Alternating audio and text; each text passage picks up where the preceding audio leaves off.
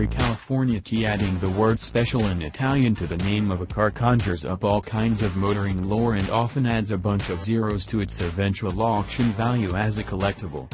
As if every Ferrari weren't specially, the company has pasted the label on a long and glorious line of cars, from the 1962 250 GT SWB Berlinetta Speciale, the only one sold last year for $16.5 million, to the recent 458 Speciale.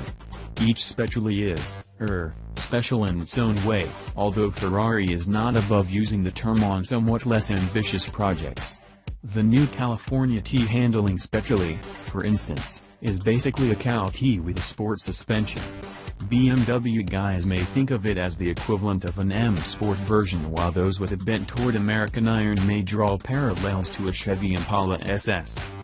The first-gen California, 2009 to 2014, added the package in 2012 to sharpen up both the performance and image of Ferrari's entry-level roadster, which, not to put too fine a point on it, suffered from a bit of a teddy bear reputation.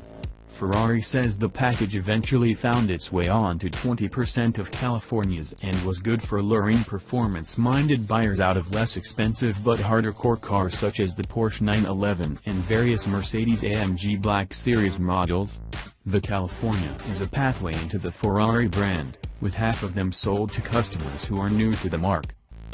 The Handling Speciale now returns to the California T, which was restyled for 2015 and rearmed with a new 552 horsepower 3.9-liter twin-turbo V8, good for smashing 0 to 60 miles per hour in 3.3 seconds.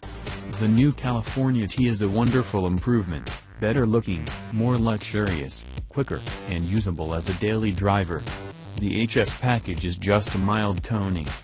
For $8,120, chump change in Ferrari land, it turns up the suspension stiffness a click or two, hastens the shift slightly, adds a few styling tweaks, and opens up the exhaust to deliver more sound if not more power. This is standard performance package stuff, done by every car company to broaden a feel without breaking the bank, either from a cost or price standpoint. The spring rates rise a mere 16% in front and 19% in back, with a revised tune to the MagneRide variable dampers to leverage the taut-in hardware. In addition, an altered gearbox map cuts the upshift time by 30% and the downshift time by 40%, while the F1 traction control sport mode also is massaged for more digging when exiting a corner and better power delivery over rough pavement.